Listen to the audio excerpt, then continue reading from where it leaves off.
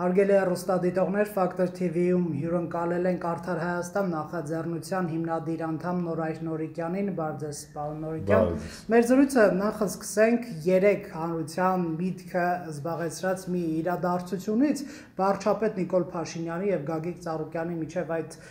բանավեճը հիշեցման կարգով վարչապետը այսպես ակնարկ էր արել, որ բռնաբարության պատմության մեջ ներգրաված անձը խոսում է ազգային արժեքներից, Գագիկ Ծառուկյանը արձագանքեց կարծելով, որ հոգեկան խնդիր ունեցողը պետք է բարձր պաշտոն չզբաղեցնի, ձեր գնահատականը այսպիսին էր, դուք դժգույն իրականության ցուցիչ որակեցիք, կմանրամասնեք ձեր գնահատականը։ Շնորհակալ եմ հրավերի եւ հարցադրման համար, բնականաբար հետեւել եմ այդ իրադարձություններին եւ ձեր կողմից մատնանշված անձանց միջև տեղի ունեցող ճակերտերի մեջ փոխհրաձգություններից ընդհանուր առմամբ իմ գնահատականը երկրի քաղաքական համակարգի եւ քաղաքական էլիտային էր վերաբերում այն առումով, որ քաղաքական դիսկուրսի որակ այն աստիճանի նվազ է կամ այն աստիճանի ընկած է, ինչը խոսում է Հայաստանի Հանրապետությունում գոյություն ունեցող խորքային խնդիրների մասին։ Այնուամենայնիվ եկեք չմոռանանք, որ գործ ունենք երկրի փաստացի ղեկավարի եւ պարլամենտում խորհրդարանական երկրորդ ուժի ղեկավարի մասին եւ նրանց լեքսիկոնը եւ միմյանց նկատմամբ դրսեւորող ուրեմն քննադատությունների որակը ինձ հնարավորություն է տալիս արձանագրելու, որ Հայաստանի Հանրապետությունում քաղաքական դաշտում ապագայի բանավեճի բացակայությունը այսպիսի արդյունքներ է արձանագրում։ Սա խոսում է մեր հանրության մեջ գոյություն ունեցող խորքային խնդիրների մասին այն առումով, որ ինչ-ինչ այս խորհրդարանը մեր ժողովրդի կողմից ընտրված խորհրդարան է, հետևաբար մեր ժողովուրդը այստեղ մտածելու բան ունի։ Բայց գիտեք ինչ, այնուամենայնիվ թողնենք թե Գագիկ Ծառուկյանը ինչպիսի արտահայտություններ է արել, բոլոր դեպքերում նրա անցած հետագիծը, նրա անցած ճանապարհը եւ նրա այսօրվա կարգավիճակը որպես падգամավոր եւ որպես մոդային տուրք տալով արձանագրենք խոշոր սեփականատեր կարող էին իրեն այդպիսի շռայլություններ թույլ տալ, բայց այնուամենայնիվ նկատի ունենալով հաշվի առնելով նաև Նիկոլ Փաշինյանի անցած ճանապարհը այսօրվա նրա զբաղեցրած ուրեմն կարգավիճակը իմ խորին համոզմամբ ես սա իսկապես սրտի ցավով եմ արձանագրում, ինքը պետք է այսօրվա քաղաքական ճաշակ թելադրողը լինի, ինքը պետք է այսօր այնպիսի չափանիշ սահմանի քաղաքական դաշտում, որ քաղաքական օրակարգ ստեղծողը ինքը պետք է լինի, այդ առանցքի շուրջ պետք է պատտվի ամբողջ քաղաքական դիսկուրսը, երբ որ իջեցվում է այդ մակարդակը, անկախ ուրեմն թե մրցակցի ով է, իրենից ինչ է ներկայացնում եւ ինչպիսի բնութագիր ունի եւ ինչպիսի ճանապարհ է անցել։ Ես կարծում եմ բոլոր դեպքերում սա չի խոսում քաղաքական համակարգի առողջ լինելու մասին, սա խոսում է մեր ընդհանուր հիվանդության մասին, որը պետք է առողջացնենք։ Քաղաքական դիսկուրսի որակը ակնկալիք կար, որ հեղափոխությունից հետո կփոխվի, պարոն Նորիկյան, քանի որ ընդունված էր ասել նախկին օլիգարխներին եկել են փոխարինելու ուսյալ երիտասարդներ, հաջորդը, որ այդ բանավեճերը կլինեն բարիք ստեղծելու տարբերակների միջև ընտրության, որ քաղաքական ուժը ինչպես է պատկերացնում բարիք ստեղծելու process-ը գաղափարների շուրջ կլիներ, որ օրինակ բիզնեսմենները վերջո կհեռանային քաղաքականությունից, այսինքն որոշակի մաքրման process տեղի կունենար, բայց դա չեղավ կարծես թե ինչու ձեր գնա։ Շատ լավ, շատ կարևոր հարց եք բարձրացնում, բայց մի փոքր հետադարձ հայացնենք մեր անցյալի պատմությանը, անկախության Հայաստանի պատմությանը, գիտեք, եթե կհիշեք անկախության Հայաստանի առաջին ժամանակահատվածում հետպատերազմյան ցիկլում մինչև 1998 թվականի իշխանափոխությունը Հայաստանի Հանրապետությունում գեներալիտետը կամ որոշ գեներալներ քաղաքական process-երում ունեին ակտիվ դերակատարություն կամ ազդեցություն։ 98-2008 թվականներին Քոչարյանի կառավարման ժամանակահատվածում գեներալների հետ զուգահեռ քաղաքական ազդեցություն ձեռք բերեցին օլիգարխները, այսինքն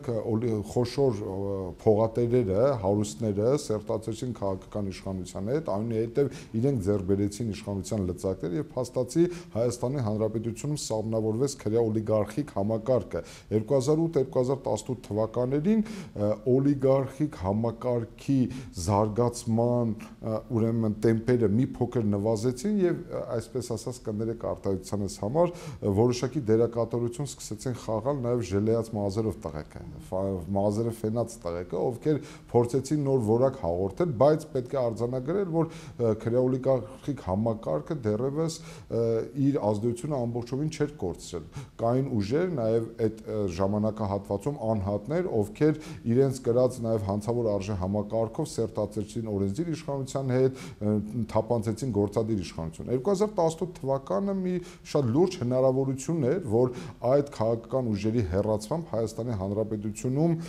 կգա մի իշխանության կգա մի քաղաքական ուժ, որը ոչ միայն կլինի հեղափոխական, այլ նաև բարեփոխիչ, ռեֆորմատոր քաղաքական ուժեր, ովքեր իսկապես ամեն ինչ կանեն կփոխեն մեր կյանքի որակը եւ քաղաքական այնպիսի դիսկուրս, ապագային վերաբերվող այնպիսի բանավեճ ուրեմն կսկսեն հանրության հասարակության ներսում, ինչը հնարավորություն կտա առաջ ընկնելու, բայց ցավոք սրտի պետք է արձանագրել ձեր հարցի պատասխանը գտնվում է հետեւյալ ոլորտում, որ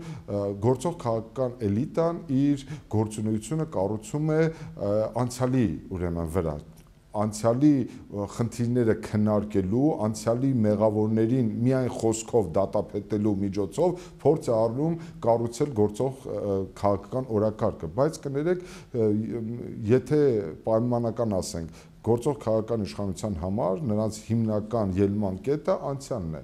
Եթե չկա այդ անցյալը, իրենք ասելիք չունեն, անելիք չունեն, ապագայի բանավեճ չկա, ապագայի օրակարգ չկա, Հայաստանի Հանրապետությունում մեգա նախագծերի մասին քննարկումներ չկան, ռազմավարական լուծումներ չկան, Հայաստանի առջև ծառացած լրջագույն մարտահրավերների լուծման բանաձևեր չեն ներկայացում, ինչը ցավալի է, ինչը խոսում է նրա մասին, որ մենք մեր պայքարը, այսօրվա պայքարը անցյալի հետ է, բայց գիտեք ինչ, անցյալի դեմ միայն պայքարելով մենք չենք կառուցելու այն ապագան։ Ուստի այսօրվա խնդիրները, որոնք առկա են հանրության, հասարակության ներսում, իշխանության ներսում, հենց այս ամեն ինչի պատճառը, որ իդեմս գործող քաղաքական իշխանության, այո, մենք ունենք հեղափոխական հովերով տարված եւ այնուամենայնիվ արդյունքներ գրանցած իշխանության, բայց այդ հեղափոխական թիմը ռեֆորմատոր բարեփոխումների քաղաքական թիմ չի եւ դեռևս արդյունավետ կառավարման աչքի չի ընկնում։ Պարոն Նորիկյան, մի այլ հրապարակում է հայտնվել ռուսական այսպես միլիարդատեր կամ քաղաքական գործիչ Միխայել Խոդորկովսկու կողմից ֆինանսավորվող դոսե կենտրոնի էջում նա նշում է փաստորեն այդ հետազոտության մեջ բերվում է Հայաստանում Ռուսաստանի ազդեցության ներքո գործող քաղաքական գործիչներին ցանկ են նշված Արթուր Վանեցյան, չգիտեմ, Գագիկ Ծառուկյան, Արտաշես Գեղամյան, Զորի Բալայան, անվերջ է այդ շարքը։ Շատ գոհ պատասխանեմ, ծանոթ եմ այդ հրապարակին։ Հիմա հարցը ձևակերպեմ, այդ մարդիկ արտադրությունների պահանջ են դնում եւ այս հրապարակման հետազոտության մեջ նշված է հետեւյալը, որ փորձ է արվել չեզոքացնել Փաշինյանին, դա չի ստացվել եւ հիմա կոշտ սցենար է գնում։ Ո՞րն է այդ կոշտ սցենարը։ Շնորհակալություն հարցադրման համար։ Ես մի քանի անգամ առիթ ունեցել եմ այդ առումով, այդ հարցին գլոբալ առումով պատասխանել, որ ցանկացած քաղաքական ուժ, որը սնվում, սնուցվում է եւ փչվում է դրսի որևէ կենտրոնից, այդ քաղաքական ուժերը անելիք չունեն Հայաստանի Հանրապետությունում եւ այդ քաղաքական ուժերը անկախ նրանց ղեկավարների անկարած անուն ազգանունից եւ ուզում է լինի ուսադիրներից երբևէ պետք է ուղղակի վռնդվեն քաղաքական դաշտից, որովհետեւ այդ մարդիկ պոտենցիալ սպառնալիք են Հայաստանի Հանրապետության ազգային անվտանգությանը։ Հետևաբար ես նաեւ ձեր հարցադրմանը լրացնեմ, Փաշինյանը կհիշեք անցյալ տարի նա 1-2 անգամ անուղղակիորեն անդրադառնում էր այն հանգամանքին, որ մեր դատական համակարգը ենթարկվում է արտաքին միջամտությունների, այսօրվա նաև հրապարակումից կարելի է հանգել, որ քաղաքական համակարգն է ինչ-որ ձևով ենթարկվում միջամտությունների։ Այստեղ այլ կարծիք լինել չի կարող։ Սա, եթե այդպիսի իրողություններ կան, Հայաստանի Հանրապետության իշխանության արժանապատվության խնդիրը պետք է լինի, բացահայտելու այդպիսի անձանց, ով ուզում է լինի։ գեներալ Վանեցյան կլինի, Արտաշես Գեղաման կլինի, ով ուզում է լինի, այստեղ անձերի խնդիր չեն քննարկում, սա Հայաստանի Հանրապետության ինքնիշխանությանը նետված մարտահրավեր է։ Պետք է այդ մարտիկ ուղղակի չեզոքացվեն, հանրությանը ներկայացվեն հստակ, ուրեմն այս ուղղությամբ կատարված աշխատանքները եւ հանրությանը իսկապես ներկայացվի հաշվետվություն, որ այս մարտիկ այս գործողությունները իրականացնելու արդյունքում այս վտանգն են ստեղծել Հայաստանի Հանրապետության համար, հետեւաբար պետությունը գործադրել է իր լեգիտիմ իրավունքը այս քաղաքական ուժերի կամ այս քաղաքական անհատների գործունեությունը չեզոքացնելու, լիկվիդացնելու համար։ Հետևաբար ես չգիտեմ թե որքանով այդ հրապարակումը համապատասխանում իրականությանը, բայց հաշվի առնելով, որ խոսքը գնում է Հայաստանի Հանրապետության ինքնիշխանության մասին, քաղաքական գործընթացներին արտաքին միջամտության հնարավորության մասին, ավելին 5-րդ Շարասյան գոյության մասին, Հայաստանի Հանրապետության իշխանությունը պարտավոր է օգտագործել իր լեգիտիմ հնարավորությունները, այսինքն օրինական միջոցները, պարզելու, թե արդյոք Հայաստանի Հանրապետությունում կան քաղաքական ուժեր եւ անհատներ, ովքեր աշխատում են օտար երկրա պետությունների համար, ով որ պետությունը ուզում է լինի։ Հետևաբար, եթե մենք այս խնդիրը չենք լուծում, մենք ական ենք դնում մեր երկրի մայրաքաղաքի կենտրոնում մի օր Երևանը պայթեցնելու հնարավորությամբ։ Իսկ որ այդպիսի հնարավորությունության մասին կարող են մտածել մարդիկ,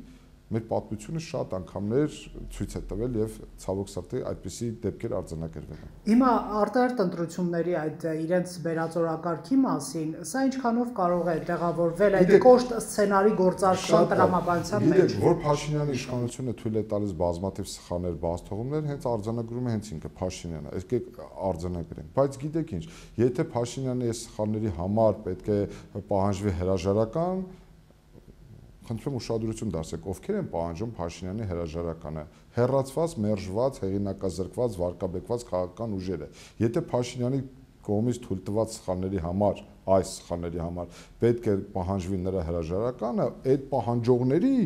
կողմից թույլ տված սխալների համար նրանց պետք է առնվազն հիմա Փաշինյանը գնդակահարած լիներ, որովհետև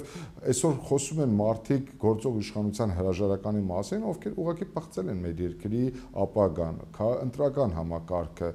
խաթարելու ապականել են Հայաստանի Հանրապետության բնականոն զարգացումը։ Բնականաբար Փաշինյանը հավերժ է եւ գալու է Փաշինյանի հեռանալու ժամանակն էլ, բայց բարոյական չէ, որ այսօր այդ մարդիկ, ովքեր պղծել են մեր երկրի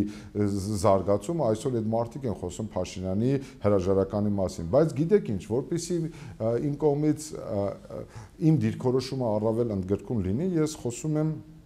այս համատեքստով, որ այնուամենայնիվ մենք գործ ունենք այն իշխանության հետ, որին մեր ժողովուրդը ձայն է տվել 2018 թվականին 5 տարվա ժամկետով, ես կարծում եմ, որ Փաշինյան այս ցիկլը պետք է ավարտի ու Փաշինյանի իշխանությունը պետք է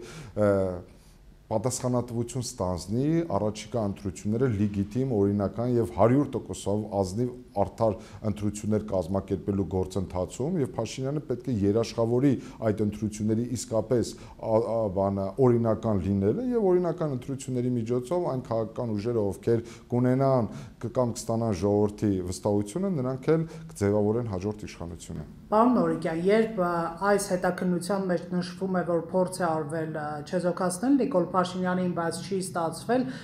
արդյոք ձեր գնահատմամբ ճիշտ են այն մեկնաբանությունները կամ իրականությանը կարող են մոտ լինել, համաձայն որոնց դա այդ ազդեցությունը Փաշինյանի վրա փորձ է արվել ունենալ, օրինակ նույն ԱԾ նախկին տնօրենի միջոցով Արթուր Վանեցյանի, որը եւս այս ցանկում է հայտնվել, թե դա իրականություն չեմ բացառում, որ ցանկացած միջոց կարող է գործադրվել Փաշինյանի ներկայությունը կամ ազդեցությունը չեզոքացնելու համար, ես չգիտեմ դա ու միջոցով է իրականացվել, ես որևէ սցենար չեմ բացառում, ինձ ավելի կներեք, այսպես արձագանքեմ, ինձ մի քիչ է հետաքրքրում, թե ինչ են ձեռնարկում այդ ուժերը, ինձ ավելի շատ հետաքրքրում է, թե ինչ է ձեռնարկում Փաշինյանը, որովհետև Փաշինյանի իշխանությունը վերջիվերջո քաղաքական պատասխանատվություն կրում երկրի ուրեմն անվտանգության համար եւ եթե Փաշինյանը կներեք այսպես ձևակերպեմ միտքս, եթե ստացվի որ Փաշինյանը ինքը իզորու չէ սեփական անձը պաշտպանելու հետևաբար նա ինչպես կարող է ամբողջ երկրի համար պատասխանատվություն կրել։ Հետևաբար այս համատեքստում ինձ համար առավել կարևոր է թե Փաշինյանը ինչ է նախաձեռնել, քան Փաշինյանի կառավարությունը ինչ է նախաձեռնել այս հնարավոր արտաքին ազդեցությունները չեզոքացնելու գործընթացում։ Ակնհայտ է մի բան, որ սա էլ ասեմ, որ այնուամենայնիվ Փաշինյանին չի հաջողվել վերջի 2 տարիների իշխանության գալուց հետո կարգավորել հարաբերությունները Կրեմլի հետ, ինչպես նաև աշխարհակահաղական այլ կենտրոնների հետ, տարբեր պատճառներով, որովհետև ցավոք սրտի հնարավորություն չկա դեռևս կամ չի ստեղծվել այնպիսի արտաքին քաղաքական օրակարգ ձևավորել, որը հնարավորություն կտար այլ աշխարհակահաղական կենտրոնների մոտ ձևավորելու համոզմունք Հայաստանի, իդեմս Հայաստանին կանխատեսելի վստահելի գործընկեր ունենալու։ Այս առումով Փաշինյանը մտորելու բան է։ Ինչ է ստացվում, պարոն Նորիկյան, ըստ այս հրապարակման Կառլոս Պետրոսյանը ԱԾ նախկին տնօրենը 2000-ականներին է աշխատել, ստացել է ռուսական քաղաքացիություն, այնուհետև Պուտինի գաղտնի հրամանով ստացել է FSB-ի Դաչայում բնակարան, նա դարձավ ռուսական քաղաքացի։ Միքայել Հարությունյանը, Պաշտպանության նախարարը, Հայաստանի նախկին կրկին Ռուսաստանի քաղաքացի էր։ Ռուբեն Հայրապետյանը, Հանրապետական կուսակցության падգամավոր, կրկին աշխատել է որպես Ռուսաստանի քաղաքացի, լինելով նաև падգամավոր։ Ռուսաստանի Դաշնությունում են տարբեր մարդիկ, ըստ երևույթին, այո, պատասպարվում են Միհրան Պողոսյան, Միքայել Մինասյան, ցանկը հայտնի է, Գևորգ Կոստանյան եւ այլն, նրանք հանցագործությունների մեջ են մեղադրվում։ Հարց է առաջանում, իսկ ինչ է անում իշխանությունը, այդ հարցադրումը քիչ առաջ դուք եք տալիս։ Շատ շնորհակալ եմ հարցադրման համար, կարևոր, բայց մի փոքրիկ էլ հետադարձ հայացք գցենք Կրեմլի քաղաքականությանը գունավոր հեղափոխությունների վերաբերյալ կամ Պուտինի ընկալումը գունավոր Թավշյա հեղափոխությունների ընկալմամբ 2014 թվականին Ռուսաստանի Դաշնության ազգային անվտանգության խորհրդում Պուտինը մի արտահայտություն արեց այն մասին, որ գունավոր հեղափոխությունները եւ Թավշյա հեղափոխությունները հետխորհրդային տարածքում եւ դրանք իրականացնող քաղաքական ուժերն ու անհատները դրանք ծայրահեղական դրսևորումներ են։ Հետևաբար իմ խորին համոզմամբ այդ դոկտրինը Կրեմլում չի փոխվել եւ չի էլ փոխվելու, քանի դեռ Կրեմլում իշխում է Պուտինը։ Հետևաբար այստեղ ոչ թե Նիկոլ Փաշինյանին որպես անձի խնդիրն է, այլ Նիկոլ Փաշինյանի իշխանության գալու միջոցի խնդիրն է։ Ռազմավարական հարթության մակարդակում Նիկոլ Փաշինյանի իշխանությանը Պուտինը եւ նրա ռեժիմը երբեք մինչեւ վերջ չեն վստահելու եւ նրան մինչեւ վերջ չեն ընդունելու։ Այն պարզ պատճառաբանության, որ Պուտինի ընկալմամբ եւ համոզմամբ Նիկոլ Փաշինյանը ծայրահեղական գործիչ է, ուստի այս համատեքստում նրանք փորձելու են այստեղ տարբեր, այսպես ասած, շտաբներ ձևավորել քաղաքական եւ տարբեր մարդկանց հովանավորության տակ վերցնելու միջոցով փորձել, այսպես ասած, թուլացնել Պուտինի Նիկոլի քաղաքական իշխանությունը։ Ինչ վերաբերվում է հարցի երկրորդ մասին, բնականաբար այդ մարդիկ, ովքեր այսօր հետախուզվում են Հայաստանի Հանրապետության իրավասու մարմինների կողմից, պատասպարվելու են Ռուսաստանում եւ արդեն իսկ կարելի է բացահայտ հայտարարել, որ կրում են ռուսական քաղաքական էլիտայի անվերապահ ու բացահայտ աջակցությունը, սկսած Ռոբերտ Քոչարյանից, վերջացած ինձ մոտ պատասպարված անձանցով։ Բայց այստեղ էլ խնդիրը ոչ թե նրանց անձերով պայմանավորված համակրանքն է սիմպաթիայի, այլ Նիկոլ Փաշինյանի իշխանության նկատմամբ ունեցած վերաբերմունքն է։ Բայց այստեղ դուք շատ ճիշտ եք բարձրացնում հարցը, ինչ է մտածում այս ուղղությամբ իշխանությունը։ Ես մի քանի անգամ առիթ ունեցել եմ արձանագրելու, որ սա Նիկոլ Փաշինյանի անձնական հեղինակության խնդիրը պետք է լիներ։ Սա արդեն դուրս էր գլխավոր դատախազի իրավասությունների մակարդակի, այս իրավական գործընթացները արդեն դուրս են եկել իրավական շրջանակից եւ դարձել են բառից բուն իմաստով բացառապես քաղաքական հարթության համատեքստում լուծվող խնդիրներ։ Նիկոլը ինչ պետք է աներ։ Նիկոլը պետք է թևերը կշտեր, գնալ նստեր Կրեմ եւ Վլադիմիր Պուտինի հետ ամենաբարձր մակարդակով քննարկել այդ անձանց Հայաստանի էքստրադիցիա իրականացնելու խնդիրը, որովհետև նա պետք է կարողանար Ռուսաստանի նախագահի հետ քննարկել այս հարցերը, փորձել համոզել, որ Ռոբերտ Քոչարյանի դեմ իրականացվող քրեական հետապնդումը, Նեմեծ Ռուբոյի դեմ իրականացվող քրեական հետապնդումը, Գևորգ Կոստանյանի դեմ իրականացվող քրեական հետապնդումը, Միքայել Հարությունյանի կամ Միհրան Պողոսյանի դեմ իրականացվող խնդիրը դա Ռուսաստանի դեմ ուղղված ակցիա չէ, որ հակառուսական քաղաքականություն Հայաստանում չի վարվում, սա ոչ թե հակառուսական քաղաքականություն է, դա Հայաստանի Հանրապետության ինքնիշխան պետության ներքին քաղաքականությունն է, որի հետ Ռուսաստանը որևէ կապ չպետք է ունենա։ Այս խնդիրը պետք է լուծեր Նիկոլ Փաշինյանը, բայց եկեք արձանագրենք, որ չի երևում այդ քայլերը։ Նիկոլ Փաշինյանը չի կարողացել լուծել այդ խնդիրը, ճիշտ հակառակը, Նեմեց Ռուբոյի Ռուբեն Հայրապետյանի Հայաստանի Հանրապետության դուրս գալուց հետո ես մեկ անգամ եւս համոզվեցի, որ խնդիր դրված չի որևէ մեկին իրապես պատասխանատվության ենթարկելու։ Եվ անկեղծ ասած երես պաշտությունն եմ ես համարում այդ նախորդ քաղաքական իշխանությունների եւ դրանց տարբեր ռանգերի բողոքները Նիկոլ Փաշինյանից։ Դուք գոնե այդ մարդու արձանը կանգնեցեք, այսօր փնովում եք, դուք շնորհակալություն եղեք Նիկոլ Փաշինյանից, որ ձեր հնարավորություն է տվել վայելել ձեր միլիոնները, որ ներել կամ աչք փակել ձեր կողմից տարիներ շարունակ կատարած հանցագործությունների առաջ։ Որովհետև եթե իսկապես քաղաքական կամքի իրական դրսևորում լիներ, որ Սերժ Սարգսյանի եւ Ռոբերտ Քոչարյանի կառավարման օրոք կամ նախորդ բոլոր տարիների օրոք որևէ հանցագործություն կատարած անձինք պետք է ենթարկվեին պատասխանատվության,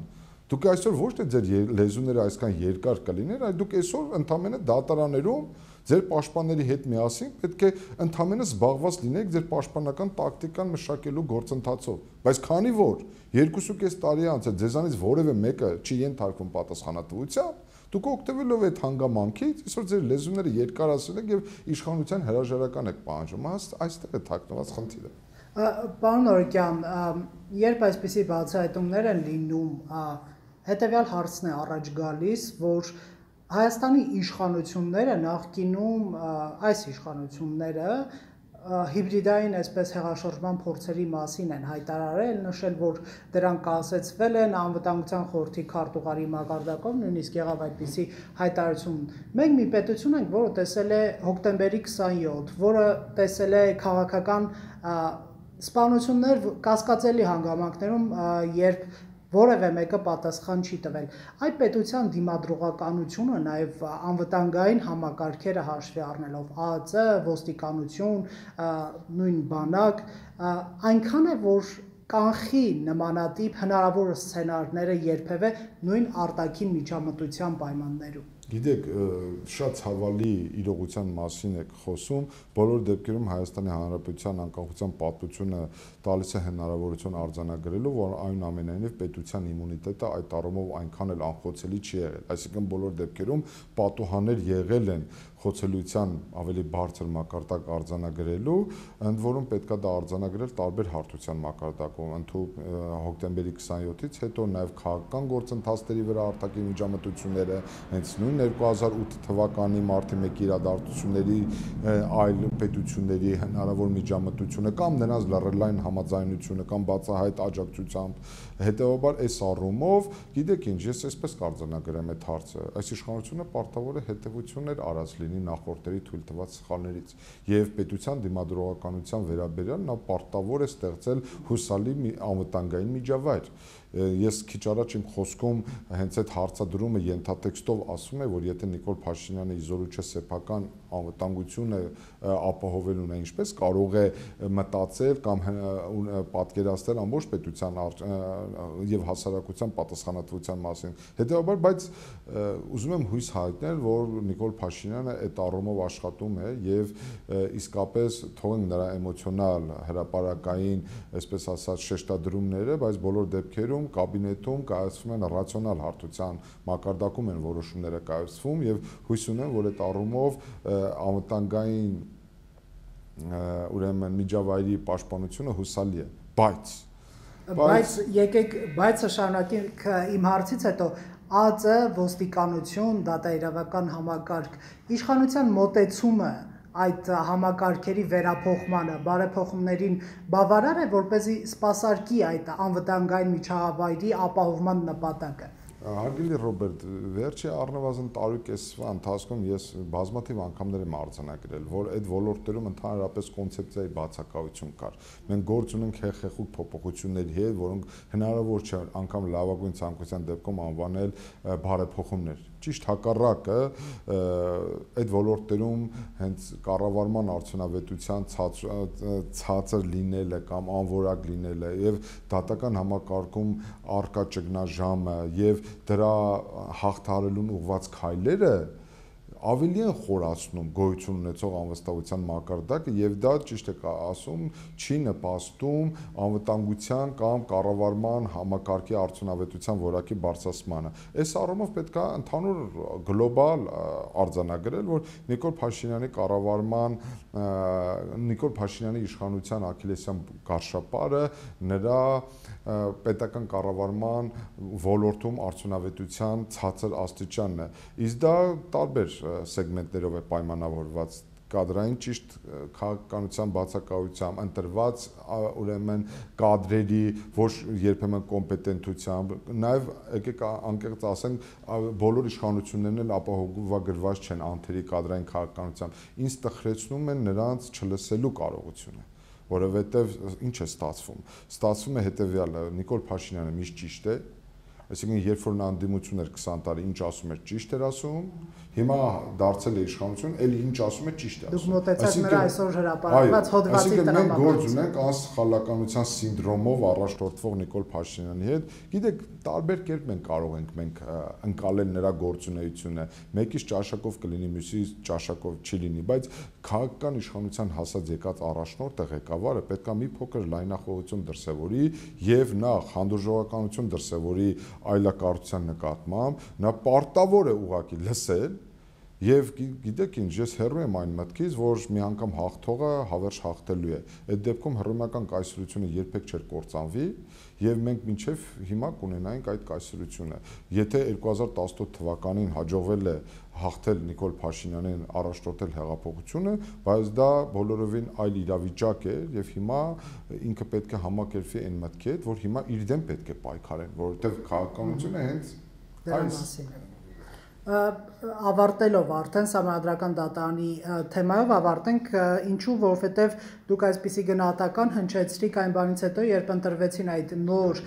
դատավորները, իդեմս գործող Սահմանադրական դատարանի ունենք գործադիր իշխանության դատարան, որը իզորու չի լինելու իրականացնել իրապես Սահմանադրական արդարադատություն, որն էր ձեր այս դատողության հիմքը։ Դատողության հիմքը ես ձեր կողմից այդ մատնանշված հենց գրառմամբ էլ պայմանավորված էր, ես ցավոք պետք է արձանագրեմ, որ այն ինչ կատարվեց Սահմանադրական դատարանի շուրջ կամ Սահմանադրական դատարանի հետ մի բառով օգտագործեմ, մենք ստեղծեցինք հերթական իշխանության հերթական դատարանը, այսինքն սա այն դատարանը չի, որը ապահովելու է լիարժեք Սահմանադրական արդարադատություն, ավելին ցավով եմ արձանագրում, այս իշխանությունը Նիկոլ Փաշինյանի գլխավորությամբ չկարողացավ հիմնավորել եւ հանրությանը ներկայացնել այնպիսի անհերքելի ապացույցներ, հիմնավորումներ, որ Խունդկարյանը Շաթիրյանը եւ Արթուր Վաղարշյանը ավելի առավել արժանավոր անձինք էին, քան Հրայր Թոմասյանը, Գյուլումյանը եւ Թոխյանը Ֆելիքսը, Հրանտ Նազարյանը։ Այս իշխանությունը չի կարողացել։ Եկեք արձանագրենք, այս իշխանությունը չի կարողացել դատական համակարգում այնպիսի ռեֆորմի մեկնարկ դնել, որ այս մարդկանց միջոցով, դեմքով հանրության մոտ վստահություն կառաջանար, որ իդեմս այս մարդկանց մենք տեսնում ենք հույս Սահմանադրական արդարադատության ոլորտում որակապես այլ արդարադատություն իրականացնելու։ Ճիշտ հակառակը, եւ եթե դուք քաղաքական դիսկուրսը կամ հանրային դիսկուրսին ծանոթ եք, կտեսնեք, որ հանրությունը հերթական հիասթափություն է ապրեց այս գործընթացից, որ ընդամենը տեղի է ունեցել փոփոխություն։ Եվ ինչու եմ ես դա արձանագրել, որովհետև տեսեք, շատ կարճ արձանագրեմ։ Ինչու եմ ես արձանագրել, որ Նիկոլ Փաշինյանի կողմից նշանակված Սահմանադրական դատարան ունենք մենք, որովհետև տեսեք, ովքեր են դարձել Սահմանադրական դատարանի նոր անդամները։ Երվանդ Խունդկարյան, ով է Երվանդ Խունդկարյանը։ Ես այդ մարդուն ոչ ճանաչում եմ, ոչ նրա մասնագիտական կարողությունների վրա կասկած ունեմ, իսեր Աստծո, որևէ մեկի հետ էլ անձնապես խնդիր չունեմ։ Մնացած տեխնացուներից բան, բայց տեսեք, մարդը վճռաբեկ դատարանի նախագահն է։ Այսինքն, երբ որ այդ մարդուն մտքում միտք է ծագում, որ նա պետք է առաջը դրվի տեխնացու, այլ դատարանում շարքային դատավորի, արդեն ես ենթադրում եմ, որ նա վստահություն է ունեցել, որ նա պետք է դառնա Սահմանադրական դատարանի նախագահ։ Երբ մենք նայում ենք Սահմանադրական դատարանի մասին Սահմանադրական օրենքի կարգավորումները, Սահմանադրական դատարանի նախագահի ընտրման ընթացակարգի մասին, մենք տեսնում ենք, որ Սահմանադրական դատարանը իր կազմից պետք է ընտրի Սահմանադրական դատարանի նախագահ 6 տարի ժամկետով։ Հարց է առաջանում։ եղբայր դու Վճռաբեգն դատարանի նախագահ ես, պայմանական ասենք, պայմանական եմ ասում։ Ինչու ես գնում շարքային դատավոր դառնալու։ Գնաս մեկ այլ դատարանում շարքային դատավոր։ Սրանից պետք է բխեցնել այն համոզմունքը, որ առկա է քաղաքական որոշում, քաղաքական պայմանավորվածություն, որ եղբայր ջան, դու ստեղից գնում ես, դառնում ես մեկ այլ դատարանի նախագահ։ Եթե այս ամենը Նիկոլ Փաշինյանն է որոշել, կամ նրա կաբինետում, կամ նրա քաղաքական կուսակցությունում, կներեք Հարգելի Ռոբերտ, ինչ դատա իրավական համակարգի բարեփոխումներից Նիկոլ Փաշինյանը ձեր պատասխանը տվել է, դուք շահագրգիռ եք, որ ձեր տեխնացուն գնա ազգային ժողովից, դե ազգային ժողովից քննադատներին այդպիսի գնահատական տվեց։ Ավելին, ես ընդհանրապես այդպիսի հավակնություն չեմ ունեցել, Փաշինյանի զրույցը հայտարարություն լսեցիք։ Այո, ես այդպիսի հավակնություններ չեմ ունեցել, որովհետև ես գտնում եմ, որ Սահմանադրական դատարանի դատավորներ պետք է ընտրվեն այնպիսի հեղինակավոր գիտնականներ իրավաբանության ոլորտում, որոնք վաստակ ունեն, որոնք իսկապես մեծ լուրջ ճանապարհ են անցել։ Ես ինչ չեմ համարել այդ տեղում եւ դերում, ես ինչ չեմ պատկերացրել Նիկոլ Փաշինյանի տրամաբանությամբ պատասխանատվությամբ եմ հայտարարում, ես որևէ ակնկալի կամ որևէ անձեպ տեխնացու չեմ ունեցել։ Ճիշտ հակառակը, այս գործընթացները ինձ բերեցին այն համոզմամբ, որ այս սահմանադրությունը եւս մեկ անգամ հիմնավորեց, որ այս սահմանադրական կարգավորումները ուղղակի չարիք են մեր պետության համար, որովհետև չի կարելի այսպիսի կարգավորումներով ապահովել մեր կյանքի բնականon զարգացումը, ուղղակի հնարավոր չէ։ Շնորհակալություն, պարոն Նորիկյան։ Factor TV հարցերին պատասխանում էր Արդար Հայաստան նախաձեռնության հիմնադիր անդամ Նորայր Նորիկյանը։